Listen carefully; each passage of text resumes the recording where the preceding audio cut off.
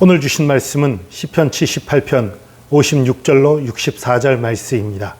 시편 78편 56절로 64절 말씀 받들어 읽겠습니다. 그러나 그들은 지존하신 하나님을 시험하고 반항하여 그의 명령을 지키지 아니하며 그들의 조상들같이 배반하고 거짓을 행하여 속이는 활같이 빗나가서 자기 산당들로 그의 노여움을 일으키며 그들의 조각한 우상들로 그를 진노하게 하였음에 하나님이 들으시고 분내어 이스라엘을 크게 미워하사 사람 가운데 세우신 장막 곧 실로의 성막을 떠나시고 그가 그의 능력을 포로에게 넘겨주시며 그의 영광을 대적의 손에 붙이시고 그가 그의 소유 때문에 분내사 그의 백성을 칼에 넘기셨으니 그들의 청년은 불에 살라지고 그들의 처녀들은 혼인 노래를 들을 수 없었으며 그들의 제사장들은 칼에 엎드러지고 그들의 과부들은 애곡도 하지 못하였도다. 아멘. 어제 말씀에서 심판은 특별히 그 이집트를 향한 심판이었지요. 그러나 이집트뿐만 아니라 하나님의 대적하는 자들, 하나님의 백성을 대적하는 자들에 대한 그 심판, 하나님을 거역하는 자들에 대한 심판, 그 심판은 믿는 자들을 구원하시기 위함인과 동시에 믿는 자들에게 교훈하시기 위함이라는 말씀을 드렸어요. 그런데 오늘 본문을 보니까 그럼에도 불구하고 이스라엘 백성이 그 안 믿는 자들에 대한 이방 족속에 대한 심판을 통해서 교훈을 얻지 못했어요.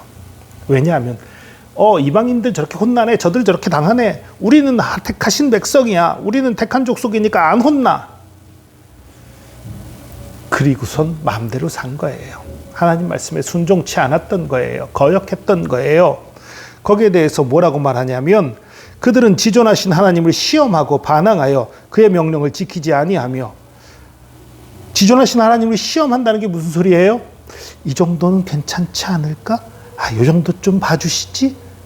그 말씀을 이 정도는 괜찮을 거야. 이 정도 하나님의 말씀을 어겼을 때 어떻게 되는지를 테스트해 보는 거예요. 도전해 보는 거예요. 이 악한 마음이지요. 그의 명령을 지키지 않는, 하나님의 말씀을 지키지 않고, 그리고 그들의 조상들 같이 배반하고 거짓을 행하여 속이는 활같이 빗나가서. 그 활이 관역을 빗나간다는 것에 대해서 속이는 화살이라고 표현을 한 건데요. 여러분, 죄라는 의미 자체가요, 헬라어에서의 죄는 그 원어상의 의미가 관역을 빗나가는 걸 의미해요. 그러니까 죄라는 것은 우리가 크게 뭔가 나쁜 짓을 하는 거, 그걸 죄라고 하는 게 아니고요, 하나님 뜻에서 벗어나는 것을 죄라고 하는 거예요. 하나님이 원하시는 뜻, 하나님께서 말씀하신 뜻, 거기서 벗어나는 죄를 이스라엘이 지속적으로 범했다는 얘기입니다. 거기에 더해서 58절 보니까 자기 산당들로 그의 노여움을 일으키며 그들의 조각한 우상들로 그를 진노하게 하였으며. 하나님만 섬겨야 했는데 하나님만 섬기지 않고 마음대로 자기들이 산당 만들고 우상 만들어서 섬기는 그런 악한 죄를 저지른 거예요. 하나님이 들으시고 분내어 이스라엘을 크게 미워하사 사람 가운데 세우신 장막 곧 실로의 성막을 떠나시고. 출애굽했을 때 이집트를 탈출해서 광야에 지낼 때 하나님께서 모세를 통해서 말씀하신 대로 지었던 성막, 그 성막이 사사시대에 실로에 있었어요.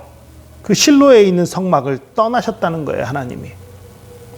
여러분, 이스라엘이 죄를 범하고 하나님을 거역했을 때에 그 적군의 손에 이스라엘이 괴로움을 당하고 적군에게 노예처럼 당하고 공격당하고 침략당하고 이런 일들이 많이 있었지요.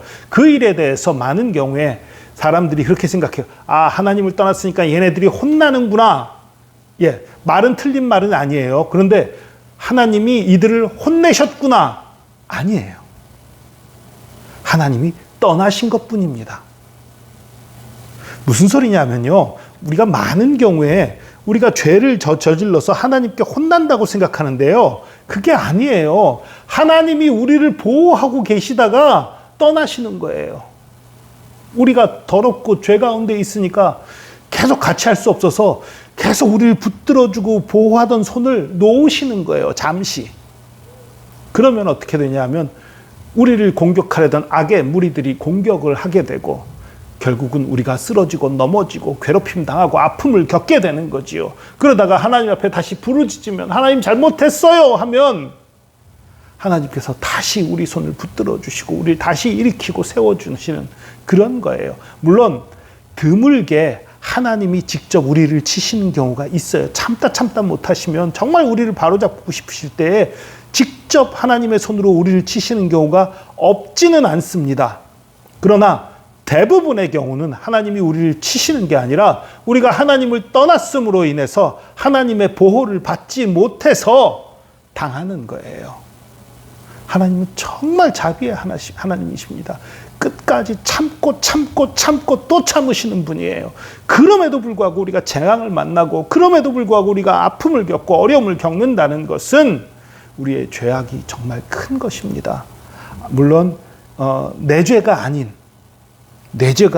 다른 사람의 죄의 영향으로 내가 또 당하는 경우도 물론 있어요. 그리고 또 더 나아가서 욥처럼 내 잘못이 아닌데 죄가 아닌데 또 시련과 고난을 겪는 경우도 분명히 있습니다. 근데 여러분 그 경우는요, 내가 잘못한 게 아닌데도 고난을 겪는 경우는요, 하나님이 우리를 크게 쓰시고자 함입니다. 크게 훈련시키시고자 함입니다. 큰 상급을 주시고자 함이에요. 그건 아주 특별한 경우들이고요. 일반적인 경우들은 특별한다고까지는 못하겠네요. 어쨌든 보다 많은 경우들은 우리가 하나님께 순종치 않고 불순종함으로 죄를 범함으로 하나님의 보호 가운데에서 벗어나서 우리가 당하는 것입니다. 여러분, 하나님의 교훈을 가볍게 여기지 마십시오. 여러분, 혼나고 다시 주님 앞에 돌아오는 거 말고 처음부터 끝까지 계속 순종하면 얼마나 좋아요. 계속해서 하나님 품 안에 있으면서 하나님의 축복과 은혜 누리다가 때로 하나님의 은혜 안에서 하나님의 이름을 위해 박해를 받거나 하나님께서 우리를 더 크게 쓰시기 위한 시련을 겪거나 그렇게만 해서 더 큰 상급과 더 크게 쓰임받으면 얼마나 좋아요. 그런데 자신의 죄악 때문에 자신의 나쁜 것 때문에 고생하고 고난당하고 힘들게 지내다가 아이고 하나님 잘못했어요 하고 돌아와서 그제서야 해결 안 받고, 물론 그것도 아예 하나님을 떠난 사람보다는 낫지요. 훨씬 낫죠. 100배 1000배 낫지요. 그러나 하나님께 순종하는 것이 아름답고 그것이 축복의 길이고 그것이 상받는 길이에요. 내가 죄 가운데 머물러서 고생하다가 하나님의 은혜로 벗어난 것, 그건 상급이 없어요. 거기에는. 그러나 내 죄가 아닌데 하나님께 더 크게 쓰임받기 위해서 우리가 고난이나 아픔을 겪다가 해결받으면 그건 엄청난 상급이 있는 거예요. 여러분, 상받는 저와 여러분 되길 바랍니다. 잘했다 칭찬받는 저와 여러분 되길 바랍니다. 잘못으로 어리석음으로 하나님의 손을 놓치고 하나님의 손에 벗어나서 괴롭힘 당하고 아픔 겪는 그런 저와 여러분 되지 않기를 원합니다. 하나님 말씀을 굳게 붙잡고 말씀 가운데 거하며 기도하며 주님과 동행하고 주님께 크게 쓰임받는 저와 여러분 되기를 축복합니다. 기도하겠습니다. 주님 감사합니다. 우리가 연약하고 어리석어서 자주 쓰러지고 넘어집니다. 우리는 우리의 힘과 능력으로는 넘어지고 쓰러질 수밖에 없는 존재들인 것을 고백합니다. 그렇기에 주님의 손을 꼭 붙잡고 놓지 않기를 원합니다. 우리가 이스라엘 백성들이 그랬듯이 주님의 손을 놓고 내 고집대로 내 생각대로 고집하여서 심판당하고 다른 적들에게 괴롭힘 당하고 아픔 겪다가 그제서야 회개하고 다시 주님 앞에 나와 치유받는 그런 어리석음을 반복하지 않기 원합니다. 주님, 우리의 잘못된 습관을 단호히 끊게 하시고 우리의 어리석음을 단호히 끊게 하여 주시고 철저히 주님 의지하고 철저히 주님 앞에 엎드리며 주님과 동행함으로 주님이 주신 놀라운 축복과 은혜를 누리는 백성 되게 하여 주시옵소서. 함께 하심 감사드립니다. 주의 사랑과 은혜에 감사드리며 예수 그리스도의 이름으로 기도합니다. 아멘.